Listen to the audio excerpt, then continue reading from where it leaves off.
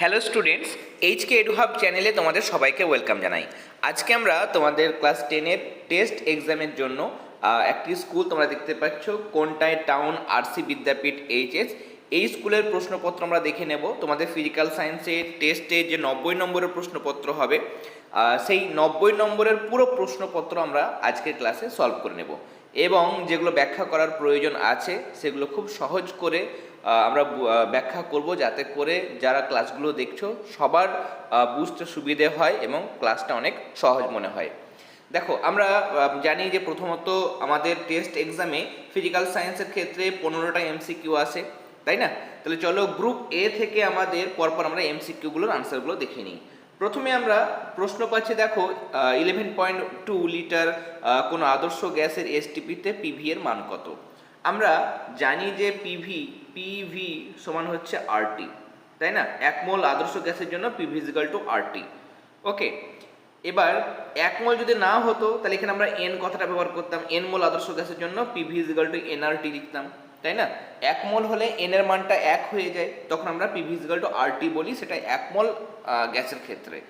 কিন্তু PV equal to nRT সেটা আদর্শ গ্যাসের অবস্থা সমীকরণ, সেটা যে কোনো গ্যাস মানে যে কোনো মোল হতে পারে এবং এন এর মানটা তুমি যেটাই বসাবা সেটা এখানে বসবে।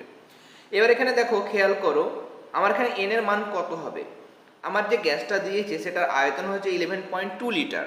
আমরা জানি 1 মোল যে কোনো গ্যাসের আয়তন হয় 22.4 লিটার। তাহলে 22.4 লিটার মানে যদি 1 মোল হয়, 22.4 লিটার মানে যদি 1 মোল হয়, আমাকে দিয়েছে তার অর্ধেক 11.2 লিটার দিয়েছে, তাহলে তার আয়তন কত হবে? তার আয়তন হবে হাফ মোল, তাই না? আয়তন নয়, তার মানে মোলের পরিমাণ হবে হাফ মোল। 22.4 লিটার মানে 1 মোল, তাহলে 11.2 লিটার মানে হচ্ছে হাফ মোল। হাফ মানেই হচ্ছে 0.5, তাহলে এন এর বদলে আমাকে এখানে 0.5 বসাতে হবে। তাহলে এখানে সমীকরণটা হবে, আমার পিভি লিখবে, PV equal to N, N এর বদলে 0.5 বসাবে, নিয়ে আরটি, তাহলে পিভি ইকুয়াল টু 0.5 আরটি, মানে এখানে আমার অপশান সি হবে রাইট আনসার। ওকে, নেক্সট 1.2 প্রশ্ন, প্রদত্ত কোনটি চার্লসের সূত্রের ভি বনাম ক্যাপিটাল টি লেখচিত্র? ভি বনাম ক্যাপিটাল টি যখন লেখচিত্র হবে, এটা যদি ভি হয়, এটা যদি টি হয়, তোমরা জানো যে মূল বিন্দুগামী সরলরেখা এরকম, তারপর এখানে ডট ডট হবে যদিও, নিয়ে মূল বিন্দুগামী সরলরেখা হবে। ওকে, এটা খেয়াল রাখবে। তার পাশাপাশি তোমরা জানো যখন ভি বনাম স্মল টি লেখচিত্র হয়, ভি বনাম স্মল টি, তখন কিন্তু এটা ঋণাত্মক দিকে, মানে এই দিক দিয়ে এসে পিছন দিকে কিন্তু এই বর্ধিত সরলরেখাটাকে স্পর্শ করে, -273°C এখানে কিন্তু টাচ করে। কিন্তু ক্যাপিটাল টি মানে পরম স্কেলে ঋণাত্মক মান হয় না, এইখানে মানে 0 কেলভিনে মানটা শূন্য হয়, তাই না? যে কোনো গ্যাসের আয়তনটা শূন্য হয়। তাহলে এই দুটো ডিফারেন্স, এখানে আমাদের ভি বনাম ক্যাপিটাল টি দিয়েছে তখন এটা হবে, আর যদি ভি বনাম যদি আমাদের স্মল টি দেয় তখন ঋণাত্মক দিকে চলে আসবে, এটা খেয়াল রাখবে। তাহলে এখানে আমার অপশান এ হবে রাইট আনসার। এরপরে নেক্সট, গ্রিন হাউস গ্যাস হিসেবে পৃথিবীর উষ্ণতা বৃদ্ধির জন্য নিচের কোন গ্যাসটির অবদান বা কন্ট্রিবিউশন সব থেকে বেশি? তোমরা যে আনসারগুলো করছো, তোমরা অনেকের পুরো প্রিপারেশন হয়ে গেছে মোটামুটি প্রায়, তোমরা আনসারগুলো দেবে, অনেকগুলো চ্যাপ্টার তোমাদের যেহেতু হয়ে গেছে, তাহলে তোমরা নিজেরা আনসার দাও এবং তারপরে মানে পজ করে আনসারগুলো ভাববে বা দেবে এবং আবার ভিডিওটা চালিয়ে নেবে, আবার কন্টিনিউ করবে, তারপর আনসারটা মিলিয়ে নেবে। তাহলে তোমাদের প্রিপারেশান কতটা এগিয়েছে, তোমরা টেস্ট পরীক্ষার জন্য কতটা প্রিপেয়ার হতে পেরেছো, সেটা নিজেরাই কিন্তু একটা আইডিয়া করতে পারবে। ওকে, গ্রিন হাউস গ্যাসের ক্ষেত্রে আমরা জানি কার্বন ডাইঅক্সাইডের অবদান সব থেকে বেশি, তাই না? তাহলে এখানে CO2 এটা হবে অ্যান্সার। এরপর দেখো, কোন প্রদত্ত ধাতুগুলির কোনটির প্রসারণ এটা ক্ষমতা হবে, কেমন? অনেক সময় প্রিন্টিং মিস্টেক হয়ে যায়। প্রসারণ ক্ষমতা ন্যূনতম হয় বিভিন্ন কাজে ব্যবহার করা হয় বা ব্যবহৃত হয়। তোমরা জানো ইনভারের প্রসারণ মানে দৈর্ঘ্য প্রসারণ গুণাঙ্ক বা প্রসারণ ক্ষমতা সব থেকে কম, তাই না? ইনভার হবে আনসার। এরপরে প্রদত্ত কোনটি তরঙ্গ দৈর্ঘ্য সব থেকে বেশি? মনে রাখবে, গামা রশ্মির তরঙ্গ দৈর্ঘ্য সব থেকে কম, তার থেকে বেশি হচ্ছে এক্স রশ্মি, তার থেকে অতিবেগুনি রশ্মি মানে আল্ট্রা ভায়োলেট রে ইউভি লিখলাম আমি। এরপরে তার থেকে বেশি হচ্ছে দৃশ্যমান রশ্মি, দৃশ্যমান আলো বা ভিজিবল লাইট, আমি VL লিখলাম। তার থেকে হচ্ছে ইনফ্রারেড মানে IR। ওকে, তারপরে তার থেকে বেশি হচ্ছে মাইক্রোওয়েভ, তোমরা জানো, এবং সব থেকে বেশি হচ্ছে বেতার তরঙ্গ। এবার এখানে দেখো অপশানগুলোর মধ্যে আমাদের প্রথম 4টে অপশান দিয়েছে, তাহলে 4টের মধ্যে আচ্ছা 4টে নয়, আমাদের দিয়েছে অতিবেগুনি, অতিবেগুনি থেকে তো বেশি, দেখো অতিবেগুনি থেকে বেশি হচ্ছে দৃশ্যমান, দৃশ্যমানটা আমাদের অপশানে দেয়নি, এখানে দিয়েছে ইনফ্রারেড মানে অবলোহিত। তাহলে আমার এখানে অবলোহিত মানে আমার আনসার হবে এখানে কোনটা, আমার অপশান সি হবে আনসার, অবলোহিত বা ইনফ্রারেডের সব থেকে বেশি, এই যে তোমরা এখানে দেখতে পাচ্ছ। ওকে, নেক্সট আমরা 1.6-এ চলে যাব। একটি পাতলা উত্তল লেন্সের 2f দূরে রাখলে শ্রেষ্ঠ প্রতিবিম্বের প্রকৃতি। এখানে প্রতিবিম্ব কেমন হবে, সৎ এবং অবশিষ্ট হবে যখন 2f দূরত্বে রাখা হয়। বিভিন্ন দূরত্বে রাখলে প্রতিবিম্বের আকার বা আকৃতি কেমন হয় এবং সেটা সৎ হয় না অসৎ হয়, সমশীর্ষ না অবশীর্ষ, এই জিনিসগুলো মনে রাখবে। নেক্সট একটা গাণিতিক প্রশ্ন দিয়েছে, এখানে আনসারটা ভুল আছে, তোমরা মিলিয়ে নেবে। এখানে 2 মিনিটে বলেছে 120 কুলম্ব আধান প্রবাহিত হলে তড়িৎ প্রবাহ মাত্রা কত। তড়িৎ প্রবাহ মাত্রা আই মানে হচ্ছে কিউ/টি, স্মল কিউ লিখতে পারো, অসুবিধা নেই, কিউ/টি। কত আধান প্রবাহিত হচ্ছে সেটাকে উপরে লিখবো 120 কুলম্ব, সময়টাকে নিচে মানে আমরা দেব, মানে সময় দিয়ে ভাগ করব, আধানকে সময় দিয়ে ভাগ করব। এবং আমি যখন সাজেশানগুলো প্রোভাইড করেছিলাম দেখবে চলতড়িতের, সেখানে আমি বুঝিয়ে দিয়েছি যে মানে বারবার বলা হয়েছে যে সময়টা অবশ্যই সেকেন্ডে করে নেবে, কেমন, তবেই কিন্তু আনসারটা মিলবে। তাহলে এখানে 2 মিনিট মানে কত সেকেন্ড, 2 মিনিট মানে হচ্ছে 2 120 সেকেন্ড, তাহলে 120 দিয়ে ডিভাইড করতে হবে, তাহলে এটা কাটলে হয়ে যাচ্ছে 1 অ্যাম্পিয়ার হবে আনসার। তাহলে তোমরা এই অ্যান্সারটা করবে, কিন্তু এখানে 0.1 হবে না, শুধু 1 অ্যাম্পিয়ার হবে। ওকে, এটা কারেকশান হবে। এরপর দীর্ঘ পর্যায় সারণীর শ্রেণীর সংখ্যা। এখানে আমরা জানি দীর্ঘ পর্যায় সারণীতে 18টি শ্রেণী থাকে। 1.9 হচ্ছে যে পরিবাহী রোধ, পরিবাহীদের তড়িৎ প্রবাহের সময় যদি অপরিবর্তিত থাকে তাহলে উৎপন্ন তাপ এবং প্রবাহ মাত্রার মধ্যে সম্পর্ক। এমনিতে তোমরা জানো H সমান I²RT, H সমান I²RT। এবার বলছে যদি এই টি যদি আনচেঞ্জ থাকে, অপরিবর্তিত থাকে, তার পাশাপাশি রোধটাও যদি পরিবর্তিত না হয়, তাহলে I সমানুপাতিক I², মানে উৎপন্ন তাপ প্রবাহ মাত্রা সমানুপাতিক হবে, মানে এখানে আমার অপশান সি হবে রাইট আনসার। তেজস্ক্রিয় মৌল থেকে নির্গত বিটা রশ্মি মানে সেটা হচ্ছে ইলেকট্রনের স্রোত। এগুলো তোমরা জানো, এগুলো সোজা সোজা প্রশ্ন, ইলেকট্রনের স্রোত। কোনটিতে অস্টক নীতি মান্য হয় না, সেখানে হচ্ছে লিথিয়াম হাইড্রাইড। এখানে দ্বৈত সূত্র, কেমন, এখানে দ্বৈত সূত্র ফলো হয়, ডুপ্লেট রুল, কেমন, মানে সর্বস্থ কক্ষে দুটো করে ইলেকট্রন থাকে, লিথিয়ামেরও এবং হাইড্রোজেনেরও। ওকে, যদি অঙ্কন করতে অসুবিধা অবশ্যই তোমরা জানাবে, তাহলে নেক্সট কোনো সেটে যদি আমি আনসার মানে এই প্রশ্ন পাই তাহলে আমি সেগুলো ড্র করে তোমাদের দেখাবো। ওকে, প্রদত্ত কোনটি তড়িৎ পরিবহন করে, আমরা জানি গলিত সোডিয়াম ক্লোরাইড। যে কোনো তড়িৎ বিশ্লেষ্য গলিত অবস্থায় বা জলে দ্রবীভূত অবস্থায় তড়িৎ বিশ্লেষণ করে, মানে তাদের তড়িৎ বিশ্লেষণ ঘটে, কিন্তু কঠিন অবস্থায় ঘটে না, তার জন্য কঠিন NaCl যেটা নিচে অপশান দেওয়া আছে সেটা কিন্তু হবে না।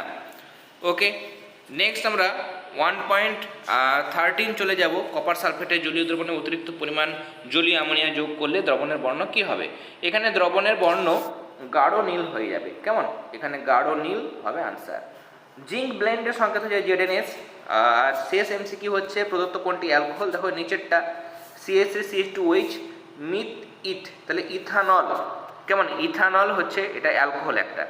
উপরকার দেখো বি অপশান যেটা, সেটা হচ্ছে অ্যালডিহাইড, এটা হচ্ছে অ্যাসিটিক, এটা হচ্ছে হ্যাঁ অ্যাসিটিক অ্যাসিড মানে এটা কার্বক্সিলিক গ্রুপ, আর এটা হচ্ছে কিটো গ্রুপ মানে কিটোন। তাহলে প্রথমটা কিটোন, এটা অ্যাসিড, এটা অ্যালডিহাইড, আর এটা হচ্ছে অ্যালকোহল, তাই জন্য অপশান ডি হবে রাইট আনসার। এরপরে আমাদের গ্রুপ বির যে সমস্ত প্রশ্নগুলো আছে সেগুলো আনসারগুলো আমরা দেখব। গ্রুপ বি, প্রথম প্রশ্ন আমাদের এখানে দেখো জীবাশ্ম জ্বালানির বিকল্প একটি জ্বালানির নাম লেখো। তাহলে তোমরা এখানে লিখবে বিকল্প যে কোনো জীবাশ্ম জ্বালানির বদলে আমরা ব্যবহার করতে পারি একই রকমভাবে, সেটা বায়োমাস শক্তি, তাই লিখবে, কেমন, বায়োমাস শক্তি। বায়ুমণ্ডলে উষ্ণতা বৃদ্ধি করে এমন একটি গ্যাসের নাম, মানে গ্রিন হাউস গ্যাস, মিথেন লিখতে পারো। ওকে, মিথেন লিখতে পারো, কার্বন ডাইঅক্সাইড লিখতে পারো, আমি কার্বন ডাইঅক্সাইড লিখলাম।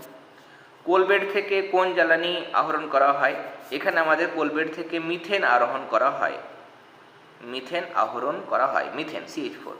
চার্লসের সূত্রে ধ্রুবক কি, চার্লসের সূত্র হচ্ছে আমরা যদি পরম উষ্ণতা দেখি তাহলে V সমানুপাতিক ক্যাপিটাল T, তাই তো, V সমানুপাতিক ক্যাপিটাল T মানে আয়তনের সঙ্গে উষ্ণতার সম্পর্ক। তাহলে বাদ বাকি জিনিস মানে গ্যাসের ভর, তোমরা এখানে লিখবে গ্যাসের ভর এবং গ্যাসের চাপ M এবং P, এই দুটো হচ্ছে ধ্রুবক। ওকে, নেক্সট সত্য না মিথ্যা লেখো। এখানে আমাদের বলেছে যে উষ্ণতার কেলভিন স্কেলের প্রতি ডিগ্রি ব্যবধান সেলসিয়াস স্কেলের প্রতি ডিগ্রি ব্যবধানের সমান, অবশ্যই ঠিক।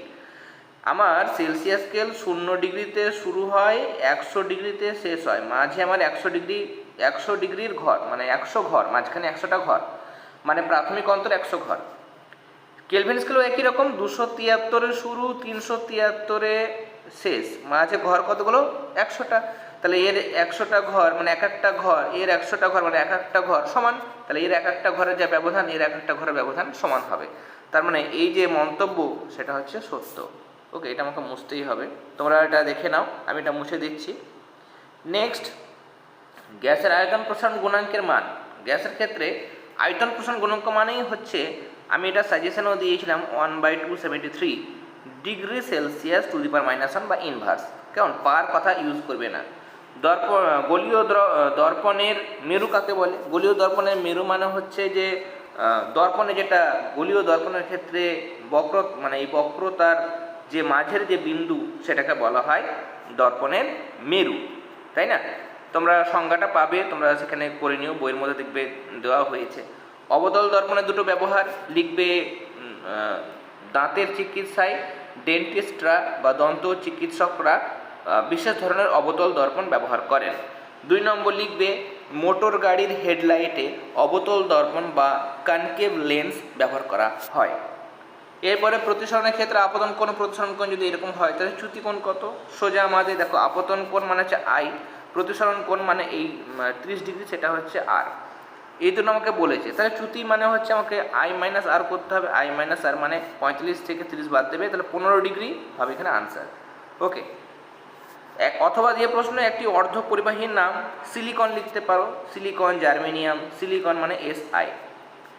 ডায়নামোতে কোন শক্তিতে রূপান্তরিত হয়? ডায়নামোতে আমরা, আচ্ছা, কোন ধরনের শক্তি তড়িৎ শক্তিতে রূপান্তরিত হয়? তাহলে যান্ত্রিক শক্তি, যন্ত্র ঘোরে এবং তড়িৎ উৎপন্ন হয়।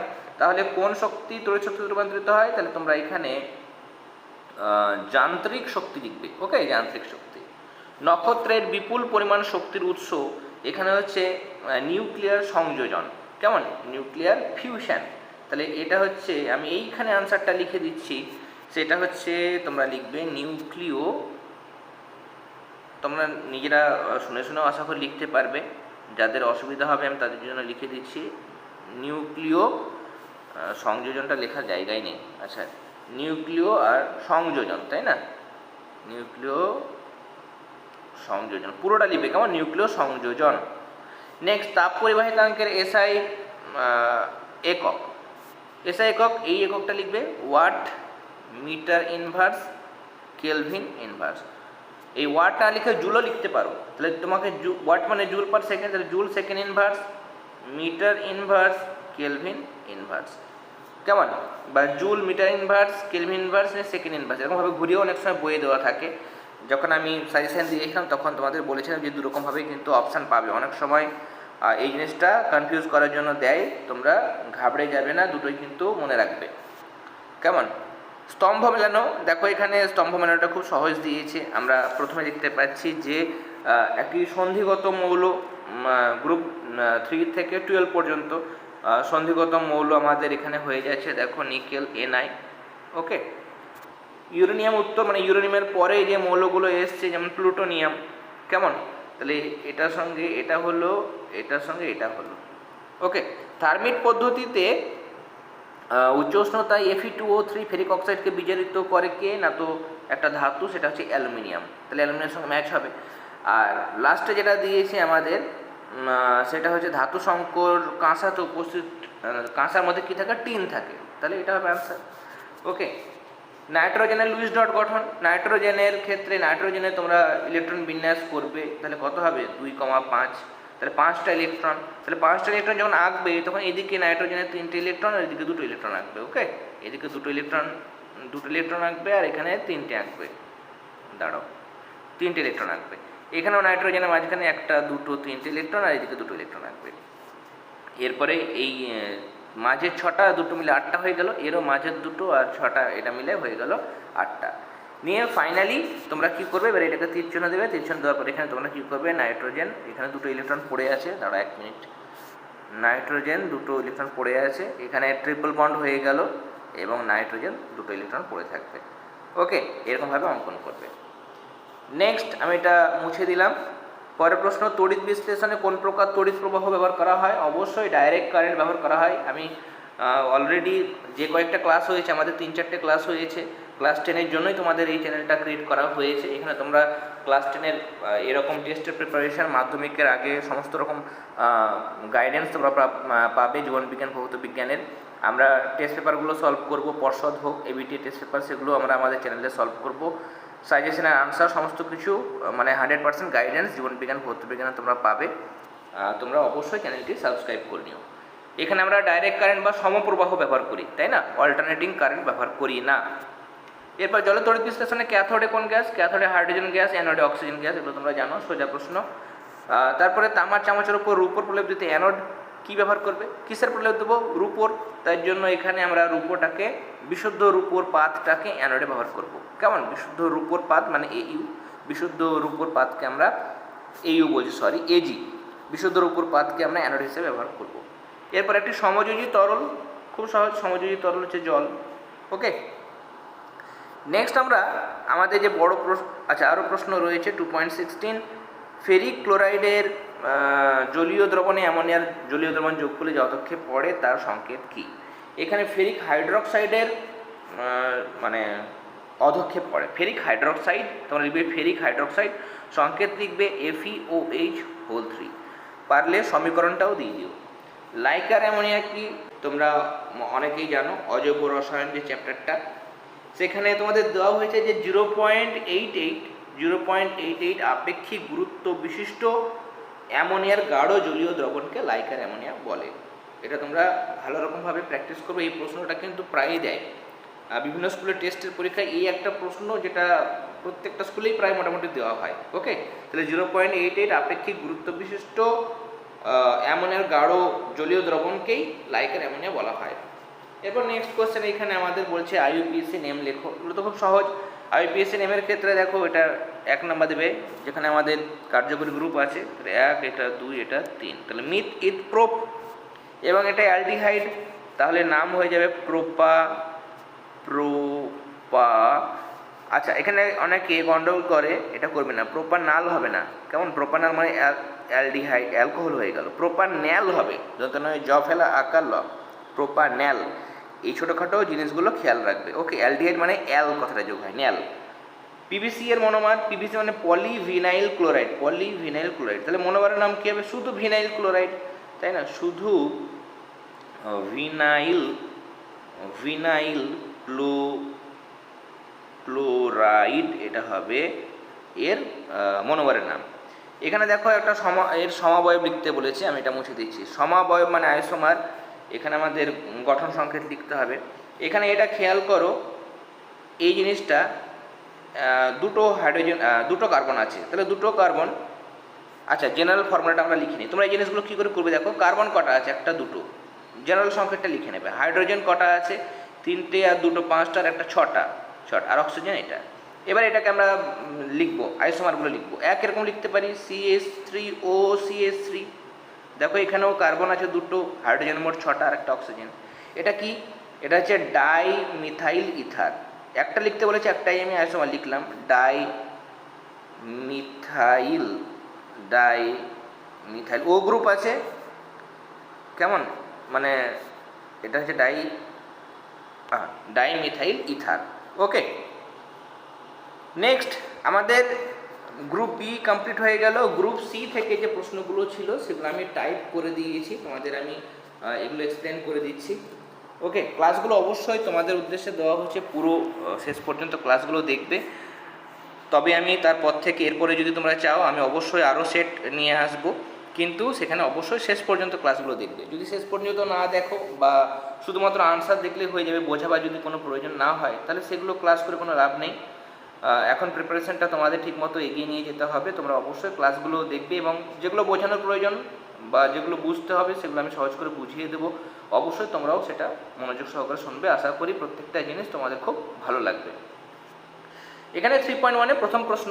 আচ্ছা বলি, গ্রুপ সিতে তোমরা জানো, গ্রুপ সির ক্ষেত্রে এগুলো গ্রুপ সির অন্তর্গত আমাদের প্রশ্ন, গ্রুপ সি, এবং এখানে তোমাদের 2 নম্বরের মোট 9টা প্রশ্ন করতে হয়, তাহলে মোট 18 নম্বর তোমরা জানো, তাই না? প্রথম প্রশ্ন আমাদের এখানে দিয়েছে, বিশ্ব উষ্ণায়ন রোধ করতে হলে কি কি কাজ করতে হবে আমাদের। আমাদের 2 নম্বরের জন্য 3টে পয়েন্ট আমরা লিখতে পারি।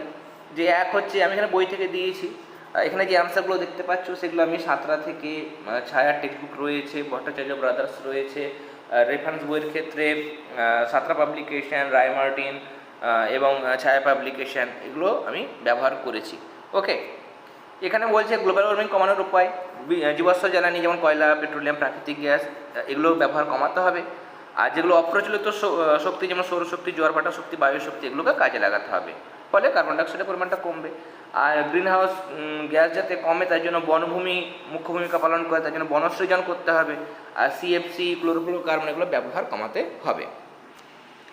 নেক্সট 3.2 গাণিতিক প্রশ্ন দিয়েছে, এবং এই গাণিতিক প্রশ্নটা একদমই সহজ, আমি এখানে বুঝিয়ে দিচ্ছি। দেখো, বলছে এসটিপিতে নির্দিষ্ট কোনো গ্যাসের আয়তন 52 মিটার কিউব, মানে এত ঘনমিটার হলে অপরিবর্তিত উষ্ণতায়, মানে ওই একই উষ্ণতাতে 104 সেন্টিমিটার এইচজি, মানে এত চাপে, পারস্তম্ভের চাপে গ্যাসটির আয়তন কত হবে। তাহলে আমাদের ফার্স্ট কাজ হচ্ছে, অনেকে তাড়াহুড়ো করে কি মানে আনসার হবে, কি সূত্র হবে, মানে এটা ভাবতে সময় কাটিয়ে দেয়। ফার্স্ট তোমাদের কাজ হবে ডেটাগুলো লেখো যেগুলো দেওয়া হয়েছে, তাহলে কি সূত্র আসবে তোমরা ওখান থেকে আইডিয়া করতে পারবে। যেমন এখানে দেখো চাপ, এখানে অবশ্যই গ্যাসের চাপ, এসটিপিতে চাপ তোমরা জানো যে 76 সেন্টিমিটার পারস্তম্ভের চাপ। গ্যাসের প্রাথমিক চাপ মানে P1 দিয়েছে 76 সেন্টিমিটার, অন্তিম চাপ 104 সেন্টিমিটার, প্রাথমিক আয়তন V1 সেটা 52 মিটার কিউব। তাহলে মিটার কিউব থেকে সেন্টিমিটার কিউব করতে গেলে আমাদের মিটার থেকে সেন্টিমিটার মানে 1000, মিটার থেকে সেন্টিমিটার করতে গেলে 100 মানে 10 স্কোয়ার দিয়ে গুণ করতে হয়। ওকে, কিন্তু আমরা এখানে 10⁶ দিয়েছি কেন, তার কারণ মিটার কিউব আছে, তাহলে মিটার কিউব করলে মানে একা কিউব করতে হবে, মানে এখানে আমার 6 হবে। ওকে, মিটার কিউব থেকে সেন্টিমিটার কিউব করেছি, তার জন্য আমার এখানে 10⁶ গুণ হয়েছে। গ্যাসটির অন্তিম আয়তন মানে V2 বার করতে হবে। তাহলে দেখো, উষ্ণতার তো কোনো ব্যাপার নেই, অপরিবর্তিত উষ্ণতা মানে উষ্ণতা ফিক্সড, তাহলে P1 V1 বাই T1 সমান P2 V2 বাই T2। এই T1 T2 লেখার কোনো দরকারই নেই, তার কারণ T1 আর T2 তো সমান, উষ্ণতা কোনো পরিবর্তন হচ্ছে না। তাহলে টির মানে ঝামেলাটা পুরো বাদ দাও, সিম্পল ফর্মুলা লিখবো, অপরিবর্তিত উষ্ণতায় P1 V1 মানে হচ্ছে P2 V2। তাহলে P1 V1 যদি P2 V2 হয়, তাহলে V2 কত, তাহলে P2টা নিচে চলে আসবে, তাহলে P1 V1কে P2 দিয়ে ভাগ করবো। P1 এটা, V1 এটা, P2 এটা, ভাগ করবে, কাটাকাটি করবে, এটা কাটাকাটি করবে, দেখো এটা 2 হবে, এটা কাটবে, তাহলে এটা 3 8 38 হবে, তাহলে 38 ইন্টু 10⁶ এত সেন্টিমিটার কিউব, মানে এটা 38 মিটার কিউব, তাহলে এটা হবে আয়তন। ওকে, আর একটা গাণিতিক প্রশ্ন অথবা দিয়ে দিয়েছে, মানে তোমাকে একটা গাণিতিক প্রশ্ন করতেই হবে। তার জন্য যারা গাণিতিক প্রশ্ন নিয়ে ভয় পাচ্ছ বা গাণিতিক প্রশ্ন ছেড়ে দেবো ভাবছো, কোনোরকমভাবেই ছাড়বে না। গাণিতিক প্রশ্ন এমন কিছু টাফ আসে না, সহজ আসে, অপশানও থাকে।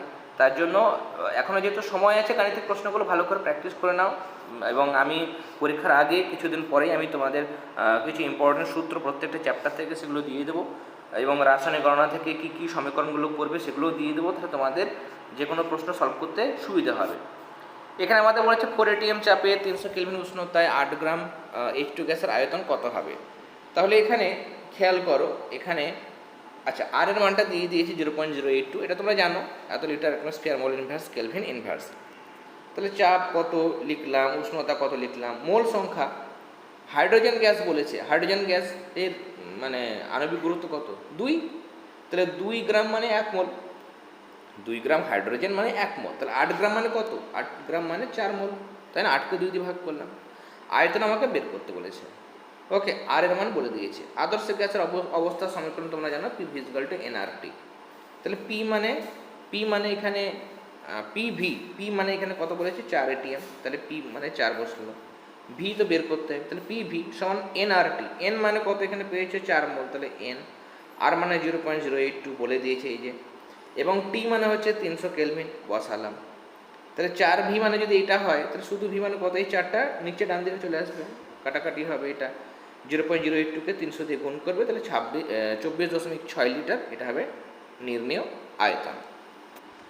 উত্তর লেন্সের আলোক কেন্দ্র, তোমরা জানো যে উত্তর লেন্সের মধ্য দিয়ে যে মানে মাঝখানে একটা বিন্দু থাকে, যেটা দিয়ে আলো যদি যায়, তাহলে সেই আলোটার কোনোরূপ কোনো ডেভিয়েশন ঘটে না, চ্যুতি ঘটে না, সরাসরি অপর তল দিয়ে নির্গত হয়, বা আপতিত রশ্মি এবং প্রতিশ্রুত রশ্মি যেটা মানে নির্গমন রশ্মি, সে দুটো পরস্পর সমান্তরাল হয়, সেই বিন্দুটাকে বলা হয় লেন্সের আলোক কেন্দ্র।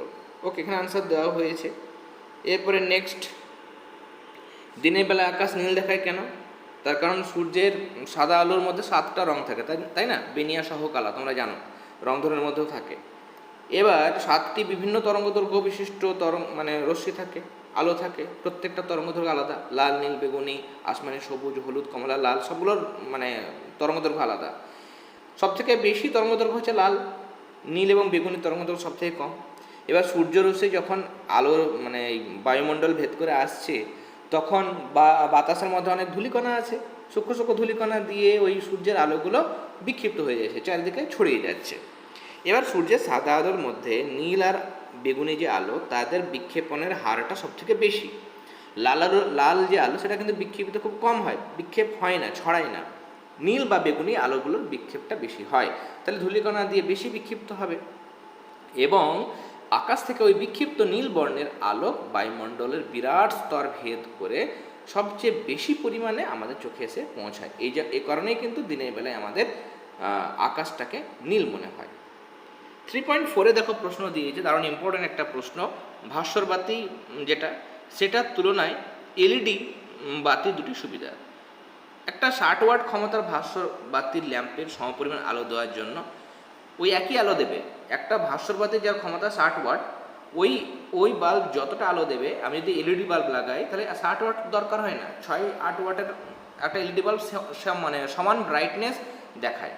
ওকে, তাহলে আমাদের এখানে দেখো প্রায় 82% শক্তি কম খরচ হয়। তাহলে এলইডি বাতি ব্যবহার করলে শক্তি সাশ্রয় হয়, ইলেকট্রিক বিল কম আসে, তাই না? নেক্সট, ভাস্বর বাতির চেয়ে এলইডি বাতির গড় আয়ু অনেক বেশি। ভাস্বর বাতি 1500 ঘন্টা, 1500 ঘন্টা মানে মোটামুটি ধরো 30 দিন ভাগ করি, 0 কেটে যায়, 3×5=15, 50 দিন, 2 মাস এরকম মোটামুটি যায় গড়ে। কিন্তু এলইডি বাতি দেখো 50,000 ঘন্টা পর্যন্ত চলে, তাহলে অনেক, এর আয়ু অনেক বেশি, নষ্ট খুব কম হয়।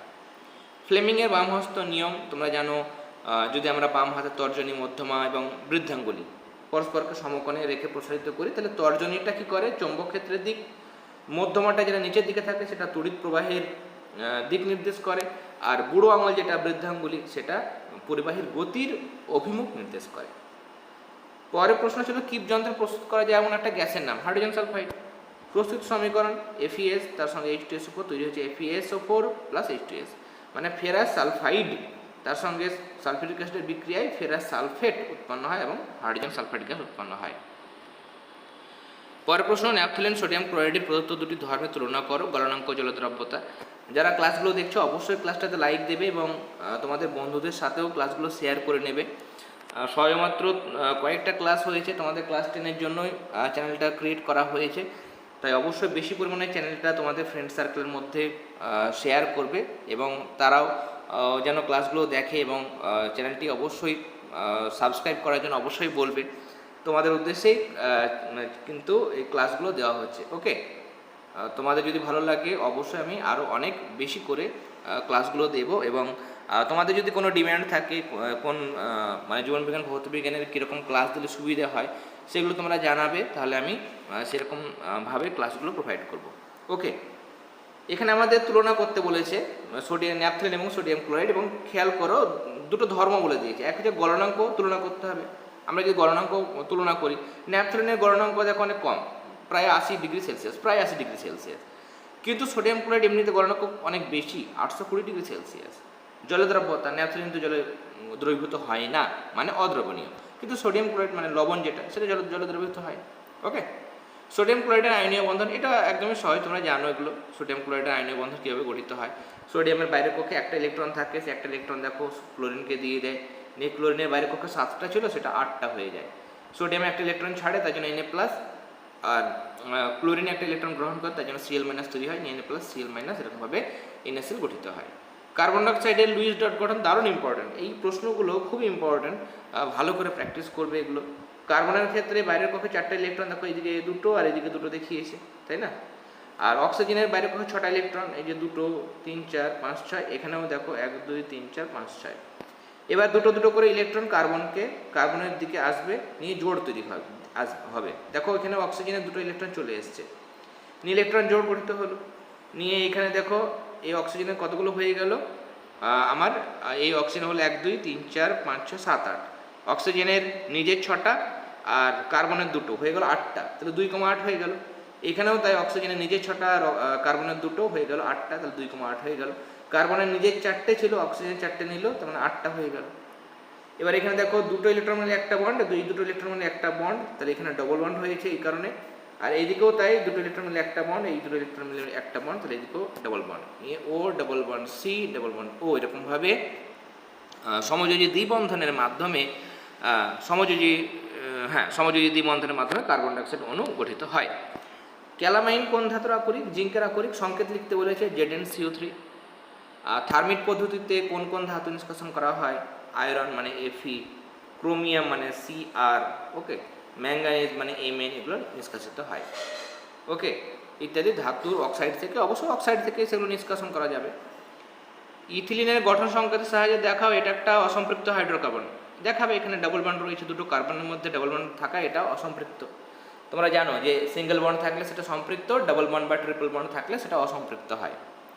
কার্যকরী গ্রুপ, এখানে কার্যকরী গ্রুপ তোমরা জানো যে যে সমস্ত সক্রিয় পরমাণু বা পরমাণু জোট, পরমাণু পুঞ্জ একসঙ্গে অনেকগুলো, সেগুলো জৈব যৌগের মধ্যে থেকে তাদের প্রকৃতি, ধর্ম, রাসায়নিক বৈশিষ্ট্য নির্ধারণ করে, তাদের আমরা ফাংশনাল গ্রুপ বলি। যেমন অ্যাসিটোনের কার্যকরী গ্রুপ হচ্ছে এটা কিটো গ্রুপ। অ্যাসিডের ক্ষেত্রে COOH গ্রুপ, অ্যালকোহলের ক্ষেত্রে OH গ্রুপ, এগুলো তোমরা জানো। ওকে, নেক্সট আমরা এবার গ্রুপ ডির প্রশ্নগুলো করব। গ্রুপ ডির ক্ষেত্রে এটা তো জীবন বিজ্ঞান নয়, জীবন বিজ্ঞানে তোমরা 5 নম্বরের প্রশ্ন পাও এবং সেখানে বেশি প্রশ্ন করতে হয় না, কিন্তু ভৌত বিজ্ঞানের ক্ষেত্রে সবথেকে বড় প্রশ্ন 3 নম্বর, এবং এখানে গ্রুপ ডিতে আমাদের 3 নম্বরের মোট 12টা প্রশ্ন করতে হয়, নিয়ে 36 নম্বর। জীবন বিজ্ঞানের সেটগুলো আমরা প্রোভাইড করব। ওকে, তোমরা যদি চাও জীবন বিজ্ঞানের সেট, তাহলে আমি নেক্সট ক্লাসে জীবন বিজ্ঞানের সেট প্রোভাইড করব। যদি বলো ভৌত বিজ্ঞান, তাহলে ভৌত বিজ্ঞানের সেট আমি নেক্সট প্রোভাইড করব। ওকে, এখানে আমাদের 4-এর 1 বলছে কোনো গ্যাসের মোলার আয়তন বলতে কি বোঝো? নির্দিষ্ট চাপ আর তাপমাত্রায় 1 অণু বা 1 গ্রাম মোল পরিমাণ যে কোনো গ্যাসের মৌলিক বা যৌগিক পদার্থের আয়তনকে মোলার আয়তন বলে, এবং সেটা 22.4 লিটার STPতে। বাস্তব গ্যাসের আদর্শ গ্যাসের আচরণ থেকে বিচ্যুতির দুটি কারণ। ওকে, এখানে দেখো দুটো কারণ। এক হচ্ছে গ্যাসের, মানে তোমরা জানো যে গ্যাসের অণুগুলো সেগুলো বিন্দু ভর, পয়েন্ট মাস, বিন্দুর মতো আমরা ধরি, এবং সে কারণে পাত্রের তুলনায় আয়তন কি হয়? নগণ্য হয়, অণুগুলোর আয়তন নগণ্য। কিন্তু কম হলেও আমরা সেটাকে পুরোপুরি গ্যাসের অণুগুলোকে যদি আমি একটা জায়গায় জড়ো করি, একত্রিত করি, আমি বলছি গ্যাসের আয়তনগুলোকে মানে আদর্শ গ্যাসের সমীকরণের ক্ষেত্রে কী ধরা হয়েছে? বিন্দুবৎ ধরা হয়েছে, নগণ্য ধরা হয়েছে। কিন্তু সত্যি কি নগণ্য? একদমই কম হলেও গ্যাসের আয়তন তো আছে, তাই না? নেগলিজেবল হলেও সেটা কিন্তু একটু হলেও আয়তন গ্যাসের আছে। এবার এই আয়তন উপেক্ষা করলে গ্যাসের অণুগুলির অবাধ সঞ্চালনের জন্য আয়তন পাত্রের আয়তনের সমান হয়। কিন্তু বাস্তবে অণুগুলির আয়তন থাকার জন্য গ্যাসের অণুগুলির অবাধ সঞ্চালনের জন্য আয়তন পাত্রের তুলনায় কিছুটা কম হয়, এবং এই অবস্থা আরও গুরুত্বপূর্ণ হয় যখন নিম্ন উষ্ণতা এবং উচ্চ চাপে গ্যাসের আয়তন খুব কম হয়। ঘোড়ার ডিম বুঝলে, তাই তো? এখানে আমাদের বলা হয়েছে ধরো একটা পাত্র, এখানে গ্যাসের অণুগুলো আছে, গ্যাসের অণুগুলো এরকমভাবে আছে। ওকে, এবার এখানে আদর্শ গ্যাসের ক্ষেত্রে ধরা হয়েছে যে তাদের অণুগুলোর আয়তন 0 হবে, কিন্তু বাস্তবে যদি আমরা দেখি তাদের অণুগুলোর আয়তন কিছুটা হলেও আছে। এবার ধরো আমি একটা বলছি, এই যে অণুগুলো আছে তারা চলাফেরা করার জন্য পুরো পাত্রটা পাচ্ছে, পুরো পাত্রটা ও একদম ফ্রিলি এর ভেতরে জায়গাটা পাচ্ছে, আরামসে পুরো অবাধে চলাচল করছে। কিন্তু আমি এবার যদি ভাবি যে না, তাদের গ্যাসের মানে অণুগুলোর আয়তন নগণ্য হলেও কিছুটা আয়তন তো আছে, তাহলে সেই আয়তনগুলো আমি এখানে বলছি সবগুলোকে জড়ো করলাম, নিয়ে ধরো এইটুকু হলো আয়তন, এইটুকু, তাহলে এইটুকু জায়গা ওর অকুপাইড হয়ে গেল তার আয়তনের জন্য, গ্যাসের আয়তনের জন্য এইটুকু জায়গা ও পাচ্ছে না, চলাচল করার জন্য পাচ্ছে না, ওইটুকু নিজের আয়তন, তাহলে বাদ বাকি জায়গাটা পাচ্ছে। ধরো আমি এতক্ষণ 100% ভাবছিলাম আমি পাচ্ছে, কিন্তু আমি হিসেব করে দেখলাম যে না, গ্যাসের আয়তন তো পুরোপুরি আমি শূন্য করতে পারবো না, তাদের কিছুটা হলো আয়তন আছে। এখন দেখছি যে গ্যাসগুলো প্রথমে 100% জায়গা পাচ্ছিল, এখন 100% পাচ্ছে না, হয়তো 92% জায়গা পাচ্ছে, তাহলে কিছুটা তো কম পাচ্ছে, তাই না? তাহলে এই একটা ত্রুটি, ফার্স্ট এটা একটা ত্রুটি, আয়তনজনিত ত্রুটি। 2 নম্বর আর একটা ত্রুটি আছে যে আদর্শ গ্যাসে বলেছে যে তাদের মধ্যে কোনো আকর্ষণ বল কাজ করে না, কিন্তু হিসেব মতো আকর্ষণ বল কাজ করে, অণুগুলোর মধ্যে একটা আকর্ষণ বল কাজ করে, ফলে ওই অণুর ওপর লব্ধি আকর্ষণ বল 0 হয়। কিন্তু একটা যখন অণু, ধর এই অণুটা একে এইদিকে টানছে, এইদিকে টানছে, এইদিকে টানছে, এইদিকে টানছে, সব দিকে টানছে, সব দিকে যদি সমানভাবে টানে তাহলে লব্ধি বল শূন্য হয়ে যাবে। এটা তো তুমি নর্মাল জানো যে দুই দিকে এই দিকে টানছে, এইদিকে টানছে, তাহলে শূন্য হয়ে গেল, উপরে নিচে টানছে শূন্য হয়ে গেল। কিন্তু কোনো একটা এই অণুটা পাত্রে ধাক্কা মারবে, এই অবস্থাতে দেখো আমাদের কি হচ্ছে, এই দিকে যেদিকে পাত্র সেদিকে কোনো আকর্ষণ বল নেই, কিন্তু পিছন দিকে আকর্ষণ বল আছে। তাহলে পিছন দিকে আকর্ষণ বল থাকায় ধরো এই অণুটা এই পাত্রতে যতটা জোরে ধাক্কা মারার কথা ছিল, যেহেতু পিছন দিকে টানছে তিনটে অণুতে, তাহলে ততটা জোরে ধাক্কা মারতে পারবে না, তাই না? তাহলে এখানে চাপটা কম হবে। তাহলে আদর্শ গ্যাসের ক্ষেত্রে আন্তঃআণবিক আকর্ষণ বল থাকে না, তার জন্য চাপটা বাস্তব গ্যাসের তুলনায় বেশি হয়। কিন্তু বাস্তব গ্যাসের ক্ষেত্রে চাপটা কম হচ্ছে কেন? কারণ পিছন দিকে টানছে, আকর্ষণ বল কাজ করে। কিন্তু আদর্শ গ্যাসে কোনো অণুগুলোর মধ্যে বলছে কোনো আকর্ষণ বল কাজ করে না, তাহলে তাদের মধ্যে আকর্ষণ বল কাজ না করলে বেশি জোরে চাপ প্রয়োগ করবে, মানে বেশি জোরে পাত্রের গায়ে ধাক্কা দেবে, তাহলে বাস্তব আদর্শ গ্যাসের ক্ষেত্রে চাপগুলো কী হবে, বাস্তবের গ্যাসের চাপের থেকে বেশি হবে। ওকে, সবগুলো এক্সপ্লেন করতে গেলে ক্লাস অনেক বড় হয়ে যাবে। আমি চেষ্টা করব যেগুলো আমার মনে হবে যে তোমরা সহজেই বুঝতে পারবে সেগুলো স্কিপ করে দেবো। ওকে, আর যদি বলো তাহলে আমি নেক্সট ক্লাসে, যদি তোমরা এখন কমেন্ট সেকশনে জানাও তাহলে সবগুলো আমি এক্সপ্লেন করবো। এখানে আমাদের এই যে প্রশ্নটা দিয়েছে, এখানে বলছে 49 গ্রাম H2SO4 এটাকে সম্পূর্ণরূপে বিক্রিয়া করার জন্য কত গ্রাম NaOH প্রয়োজন। রাসায়নিক সমীকরণটা লিখবে, H2SO4 সঙ্গে 2 অণু সোডিয়াম হাইড্রোক্সাইডে বিক্রিয়ায় সোডিয়াম সালফেট এবং জল উৎপন্ন হয়। হাইড্রোজেনের 2, সালফারের 32, অক্সিজেনের 16, চারটে আছে 464, যোগ করবে 98 হবে। এখানেও সোডিয়ামের হচ্ছে 23, অক্সিজেনের 16 আর হাইড্রোজেনের 1, তাহলে 40, দুটো অণু আছে মানে 80, এটা বের করবে। তাহলে তুমি এখানে দেখতে পাচ্ছ 98 গ্রাম H2SO4 এর সঙ্গে NaOH কত লাগছে না, তো 80 গ্রাম, 1 গ্রামে কত লাগবে বাই 98, 49 গ্রামে কত লাগবে, তাহলে হিসেব করবে 40 হবে আনসার। পরের প্রশ্ন, একটি আলো বায়ু মাধ্যম থেকে অপর একটি মাধ্যমের উপর আপতিত হলো, ওই মাধ্যমের প্রতিসরাঙ্ক 1.5 হলে মাধ্যমটিতে আলোর তরঙ্গদৈর্ঘ্য 4000 অ্যাংস্ট্রম। আচ্ছা, 4000 অ্যাংস্ট্রম হলে বায়ু মাধ্যমে আলোটির তরঙ্গদৈর্ঘ্য কত আর ওই মাধ্যমে আলোর বেগ কত? তাহলে আমাদের এখানে ল্যামডার মান কত, আমাদের ল্যামডা বের করতে হবে, তাই না? ল্যামডা, আচ্ছা তরঙ্গদৈর্ঘ্য, হ্যাঁ তাহলে ল্যামডা আমাদের দেয়নি, এটা বের করতে হবে, বের করবো আমরা। ধরে নিলাম তরঙ্গদৈর্ঘ্য ল্যামডা। ওকে, আচ্ছা আমি কোশ্চেনটা একটু বার করে রাখি। এই যে এবার মিউ ওয়ান যেটা, সেটা আমার প্রতিসরাঙ্ক 1.5 বলেছে। ল্যামডা ওয়ান যেটা প্রথম ক্ষেত্রে 4000 অ্যাংস্ট্রম, সেটা লিখলাম। এবং মিউ বায়ুর প্রতিসরাঙ্ক 1 আমি লিখলাম। এবার তোমরা জানো মিউ ল্যামডা মানে মিউ 1 ল্যামডা 1, তারপর মিউ 2 ল্যামডা 2, মিউ 3 ল্যামডা 3, এগুলো লেখা যায়, তাই না? তাহলে ল্যামডা কত হবে, মিউ 1 ল্যামডা 1কে এই মিউটা নিচে চলে আসবে, তাহলে মিউ দিয়ে ভাগ করবে, তাহলে মিউ হচ্ছে 1.5, ল্যামডা 1 4000, মিউ মানে বায়ুর প্রতিসরাঙ্ক 1 দিয়ে ডিভাইড করবো, তাহলে 6000 অ্যাংস্ট্রম হবে তরঙ্গদৈর্ঘ্য। তাহলে তরঙ্গদৈর্ঘ্য বের করতে পারলাম। এবার আলোর বেগ আমরা ভি লিখলাম। এবার তোমরা জানো মিউ মানে হচ্ছে C/V, শূন্য মাধ্যমে আলোর বেগ ভাগ ওই মাধ্যমে আলোর বেগ, এটাই তো মিউ, তাই না, প্রতিসরাঙ্ক। তাহলে ভি সমান কত হবে, মিউটা নিচে চলে আসবে, তাহলে C/মিউ, সি এটা লিখবে, মিউটা লিখলাম, তাহলে এটা হয়ে যাচ্ছে আমার, দেখো এটা ডিভাইড করলে 2 হয়, তাহলে 2 × 10⁸ মিটার পার সেকেন্ড বা মিটার সেকেন্ড টু দি পাওয়ার -1, এটা হচ্ছে ওই আলোর বেগ, ওই মাধ্যমে আলোর বেগ। পরের প্রশ্ন, খুব সহজ প্রশ্ন। এই প্রশ্নগুলো আলো চ্যাপ্টার থেকে বা তড়িৎ তোমরা ভাবো যে হয়তো অনেক টাফ কোশ্চেন আসে, কিন্তু কিছু কিছু কোশ্চেন আসে দেখবে খুব সহজ। ওকে, শুধুমাত্র জিনিসটা বারবার করে পড়তে হবে, তাহলে কিন্তু তোমরা ওখান থেকে আইডিয়া করতে পারবে যে কী কী হবে, এবং প্র্যাকটিস করতে হবে, প্র্যাকটিস ছাড়া কোনোভাবেই পারবে না। একটি প্রিজমের প্রধান ছেদ একটি সমবাহু ত্রিভুজ, মানে এ এর মান 60 ডিগ্রি, যেহেতু সমবাহু, তাই তো? এবার ওই প্রিজমের একটি প্রতিসরক তলে 30 ডিগ্রি কোণে আনত, মানে আই এর মান 30 ডিগ্রি। একটি রশ্মি অন্য প্রতিসরক তল, মানে যেটা দিয়ে বেরোচ্ছে নির্গমন কোণ, সেটা 45 ডিগ্রি। তাহলে চ্যুতি কোণ মানে ডেল্টা কত?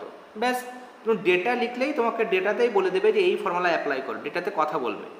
ওকে, চ্যুতি কোণ ডেল্টা মানে কত? তাহলে I1 I2 - A, সূত্র তোমরা জানো, তাহলে 30 + 45 - 60, 45 ডিগ্রি হয়ে যাবে চ্যুতি কোণের মান।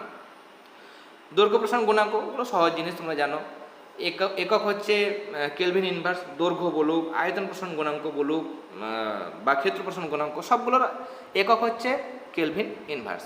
মাত্রা তোমরা এখানে আমি দুটোই দিয়েছি, তোমরা θ⁻⁻1 বা থিটা ইনভার্স বা কেলভিন ইনভার্স লিখতে পারো, কিন্তু আমি সাজেশনের ক্লাসে বলেছিলাম যে এইটা লিখবে না। ওকে, মাত্রা যখন লিখবে তখন থিটা দেবে, কেমন, θ⁻⁻1।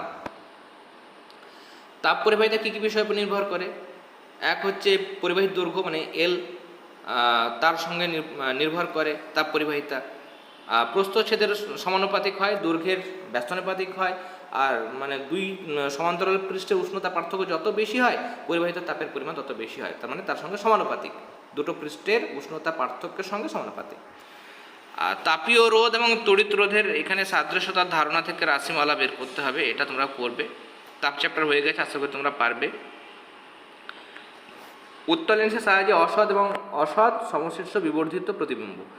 তাহলে এখানে আমরা কিভাবে বের করব? এখানে আমাকে বস্তুটাকে আলোক কেন্দ্র থেকে ফোকাস দূরত্বের চেয়ে কম দূরত্বে রাখবো।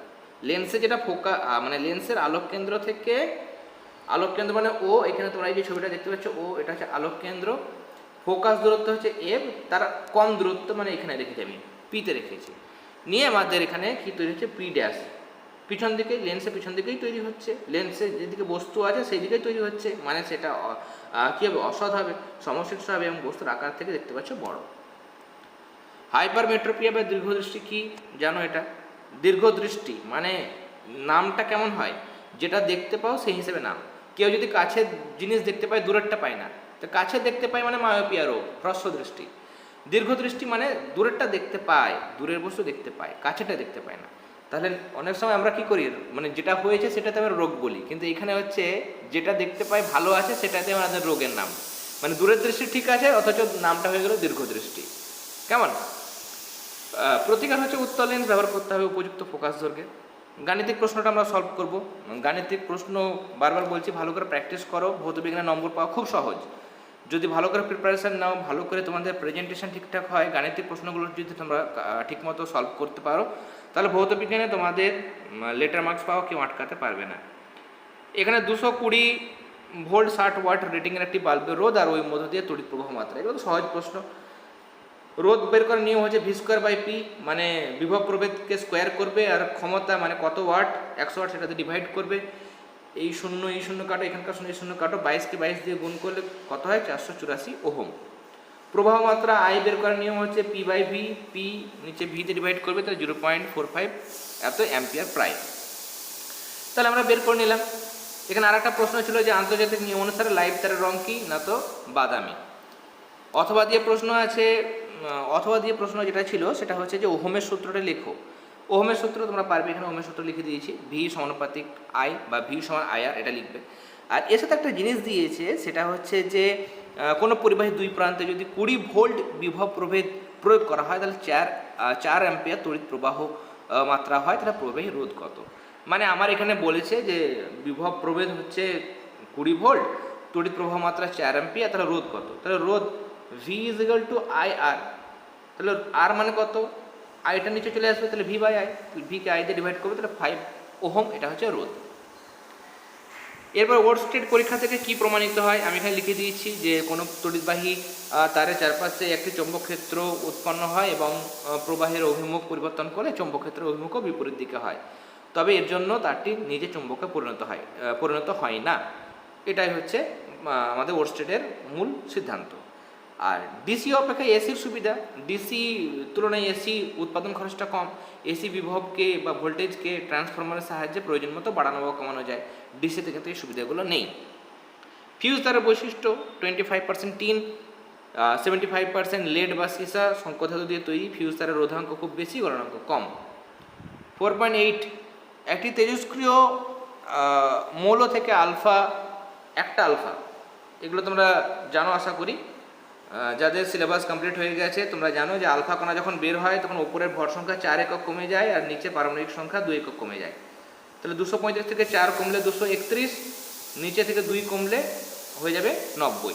কেমন? আলফা বেরোলে উপরটা 4, নিচেরটা 2 কমে যায়। উপরটা মানে ভর সংখ্যা 4 কমবে, নিচেরটা 2 কমে মানে পারমাণবিক সংখ্যা 2 কমে, বোঝা গেল? আর বিটা কমলে উপরটা কিচ্ছু পাল্টায় না, নিচেরটা 1 বেড়ে যায়। এবার দেখো দুটো বিটা বেরোচ্ছে, তাহলে একটা বিটা যখন বেরোবে তখন 90টা 91 হবে, আর একটা বিটা বেরিয়ে যাবে তখন 91টা 92 হয়ে যাবে, তাহলে 92 হবে আনসার। ওকে, এবার দেখো খেয়াল করো 92 আছে, তাহলে মৌল তো একই হবে, পারমাণবিক সংখ্যা যদি একই হয়, ওই কোনো মৌলের পারমাণবিক সংখ্যা 11, তাহলে সেটা কি? সোডিয়াম, অন্য কিছু কখনোই হতে পারে না। পারমাণবিক সংখ্যা মানে একটা মৌলের পারমাণবিক সংখ্যা একটাই হয়, ভর সংখ্যা আলাদা হতে পারে যাদের আইসোটোপ রয়েছে, তাই না? তাহলে এখানে মৌলটা এক্স মৌলই হবে, তাই না? এবং প্রাথমিক মৌলটার আইসোটোপ। কেন আইসোটোপ? তার কারণ দুটোরই পারমাণবিক সংখ্যা 92 কিন্তু ভর সংখ্যা আলাদা। যাদের পারমাণবিক সংখ্যা একই কিন্তু ভর সংখ্যা আলাদা তাদের আমরা কি বলি? আইসোটোপ। তাহলে এখানে আইসোটোপ হবে, এটা তোমাকে লিখতে হবে। ওকে, এরপরে শৃঙ্খল বিক্রিয়া এখানে লেখা হয়েছে। শৃঙ্খল বিক্রিয়া মানে আমাদের জানি যে যে বিভাজন বিক্রিয়া নিউক্লিয়াসের বিভাজনের হারটা, গতির হারটা খুব দ্রুত বাড়ে, আর সমগ্র যে বিভাজন প্রক্রিয়া এটা সাইমেন্টেনিয়াসলি মানে স্বতঃস্ফূর্তভাবে ঘটে এবং শৃঙ্খলের আকারে চেন রিয়াকশন ঘটে, সেটাকে আমরা বলি শৃঙ্খল বিক্রিয়া। তড়িৎ ঋণাত্মকতা সংজ্ঞা বলেছে, বাম দিক থেকে ডান দিকে কি গেলে কি হয়? তড়িৎ ঋণাত্মকতা বাড়ে। আর বলছে উপর থেকে নিচে গেলে পারমাণবিক ব্যাসার্ধ কি হয়? পারমাণবিক ব্যাসার্ধ বাড়ে। হাইড্রোজেনের সঙ্গে গ্রুপ 1 এবং গ্রুপ 17-এর একটি করে সাদৃশ্য, ওই দুটোই হাইড্রোজেনের যেমন বিজারণ ধর্ম আছে, খাট ধাতুরও বিজারণ ধর্ম আছে, এবং দুটোই হচ্ছে মানে অধাতব মৌল, এগুলো লিখবে। আধুনিক পর্যায় সূত্র ব্যাখ্যা করার কোনো প্রয়োজন নেই, তোমরা এগুলো জানো। হেবার পদ্ধতিতে অ্যামোনিয়া প্রস্তুতি, খুব ইম্পর্টেন্ট এই জিনিসগুলো। এক আয়তন নাইট্রোজেনের সঙ্গে 3 আয়তন হাইড্রোজেন বিক্রিয়া ঘটাতে হবে 200 ATM চাপ, 550 ডিগ্রি সেলসিয়াস উষ্ণতা, এবং লৌহচূর্ণ অনুঘটক, এবং এখানে Fe2O3 ব্যবহার করা হয়, কেমন? বা লৌহচূর্ণ অনুঘটক, এবং উদ্দীপক হিসাবে 1% K2O পটাশিয়াম অক্সাইড ও 3% অ্যালুমিনিয়াম অক্সাইডের মিশ্রণ নিয়ে বিক্রিয়া ঘটালে অ্যামোনিয়া তৈরি হয়।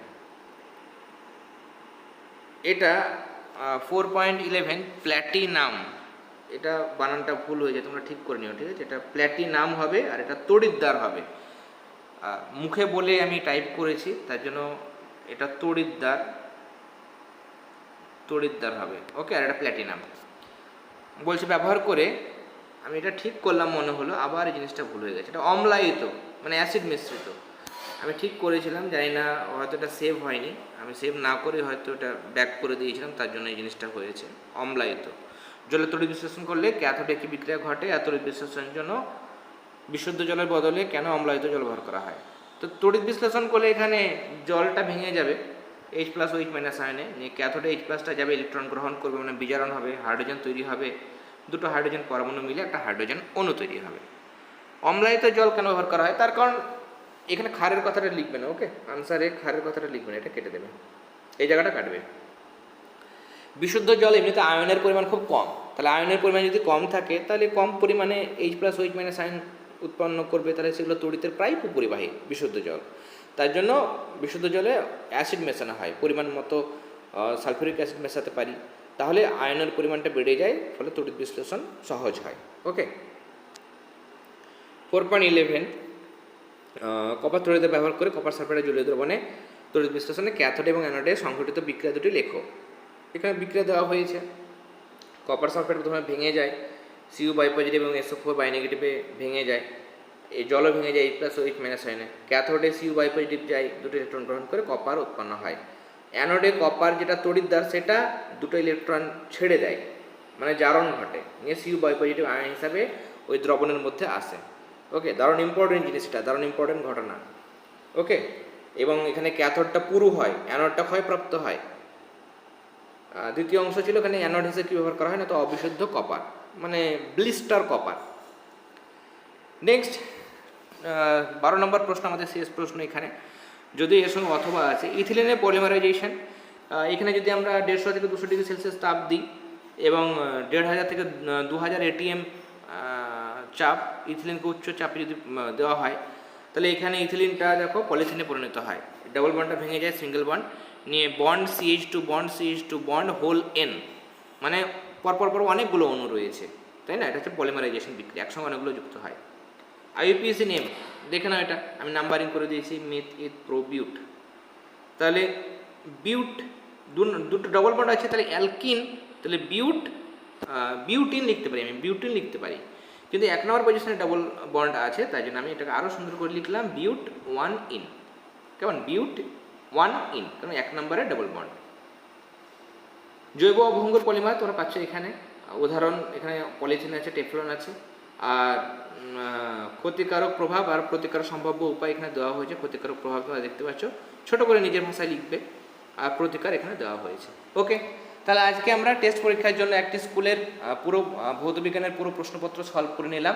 আশা করি আজকে ক্লাসটি তোমাদের ভালো লেগেছে, তাহলে অবশ্যই ক্লাসটিতে লাইক দেবে এবং কমেন্ট সেকশনেও তোমরা জানাবে তোমাদের ক্লাসটা কেমন লাগলো। ওকে, আর যারা এখনও পর্যন্ত চ্যানেলটি সাবস্ক্রাইব করনি অবশ্যই সাবস্ক্রাইব করে নিও। নেক্সট তোমাদের জীবনবিজ্ঞান বা ভৌতবিজ্ঞানের মধ্যে কোন মানে টেস্টের কোন সেট প্রোভাইড করলে সুবিধে হয় সেটা অবশ্যই জানাবে। যদি জীবনবিজ্ঞান বলো তাহলে জীবনবিজ্ঞানের একটা সেট প্রোভাইড করব, আর ভৌতবিজ্ঞান চাইলে অবশ্যই সেটা কমেন্ট সেকশনে জানাবে। ওকে, তাহলে আজকে ক্লাস আমরা এখানে শেষ করলাম। তোমরা সবাই খুব ভালো থেকো। All the very best.